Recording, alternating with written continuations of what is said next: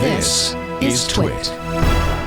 Among the gaming streaming services I did not know existed, there was something called Ubisoft Plus. So Ubisoft makes the Assassin's Creed games. They make the Far Cry games. This thing is on PC, I think is... I am so mad, Paul Thurrott. Okay, what happened? I have been subscribed to Ubisoft Plus for quite some time because I play Assassin's Creed Valhalla on Amazon's Luna, its cloud streaming system. Then my partner got a second. Why do you have to subscribe to Ubisoft Plus, though? What it wouldn't make sense just to buy the one game? No, so with Amazon Luna, actually that probably... I think I may have been able to do that, but I was able to play a bunch of different Ubisoft games, so I wanted to. And what I ended up doing was I just stuck with Valhalla. So then the problem with it was that I had to constantly have a Ethernet. It just, even with the fast Wi-Fi that I had and with an iPhone that had fast... How were you playing where were you playing the game on? On an iPad or on a Mac. An iPad. I could do either. Are you using a Luna controller? Yeah, and you use an Amazon Luna controller. So that was great, right? Well, then my partner ended up getting a PlayStation 5, and I wanted to play it on the PlayStation 5. And you had to start over. And I had to buy the game for the PlayStation 5. Oh, because, it wasn't available. It's still not available on Sony. That's right. Correct. And so this is new to Xbox. So if it's going to Xbox, I wonder if it'll eventually... Well, actually, you would know. How much do you pay for this thing every month, the version you're using? Is it $9 or $15? I think it's $15. It's $15 a month. So it's expensive for this kind of thing. Very expensive. Because it's just one company's games, right? I mean, I would say those two franchises are the big ones. They have a few others, but that's the big stuff. And it's stack too. Like Far Cry 6 is visually impressive, but a stupid game. Far Cry is phenomenal. Far Cry 5 was not great either. Yep, kind of hit or miss. Well, Assassin's Creed games are like that too. So supposedly the next one's kind of going to go back to the classic original style. But I always do the same thing in Assassin. I did this with Valhalla, unfortunately. The previous game, the one that took place in Egypt, was like this, whatever that was called, where you get in the game, it's beautiful, and you play the beginning, and then you're like, I don't know. I just couldn't get it. You know what I mean? Like I play the beginning, it's like, I don't know. I get it, I guess. We're going on a boat now or something. Oh, I don't know. That makes me sad. It's really... No. These things are all very subjective, and you have terrible taste in games. It's fine. So, yeah, you're right. So, I so you're right. So shooting people. I know what you like. No. Ubisoft Plus was previously only available on PC and Amazon Luna. Mm-hmm. So there's a new version called Ubisoft Multi-Access, which is the premium tier, and that's actually maybe that's pre-existing. Maybe multi-access means multi-platform, and so it's adding support for the Xbox. Or it did add support for the Xbox.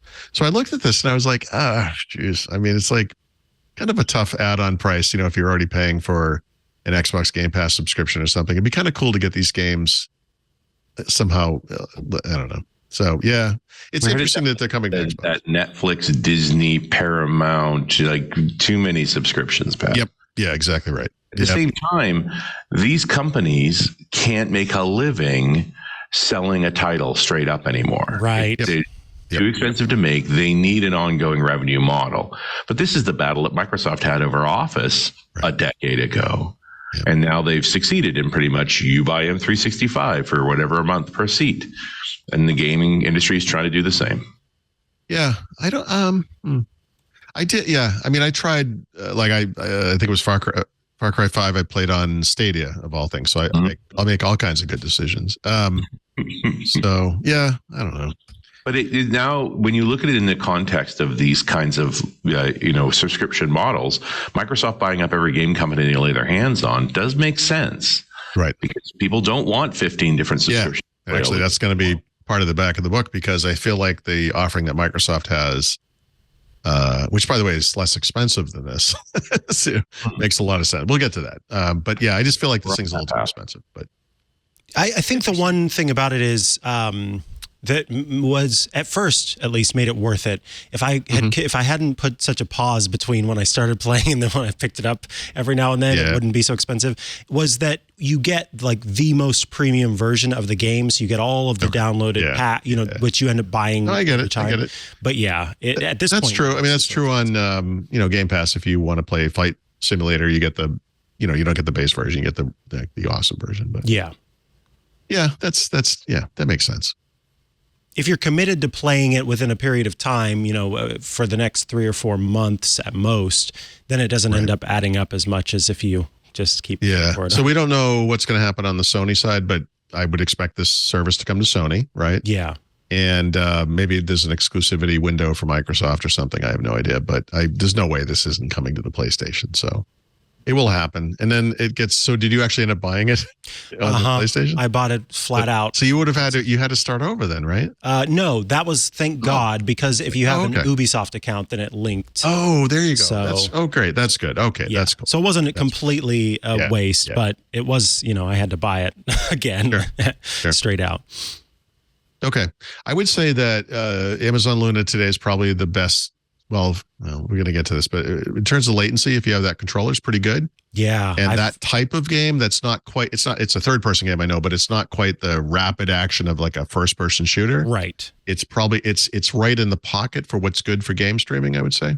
Like high quality graphics, but also good action and stuff. It's probably in the right space for that kind of game, if that makes sense. I agree. Yeah. I was impressed with it for that, but I know people who are, hardcore gamers who you do need to have that trigger action happen as immediate as possible, who would be a little upset with it. Yep. Yeah. No, we're going to talk, like I said, about Game Pass Ultimate, which has cloud gaming, which is the streaming service Microsoft have. It's gotten better, but it's a little tough for third person shooters. Let's put it that way. This episode of Tech Break is brought to you by ACI Learning. Audit Pro from ACI Learning modernizes the way your team learns. Earn NASBA-approved CPE credits through engaging training curriculum led by highly respected industry experts. With more than a 90% completion rate, Audit Pro courses are proven to be the most effective and efficient way to earn your CPE credits. Learn more at go.acilearning.com/twit.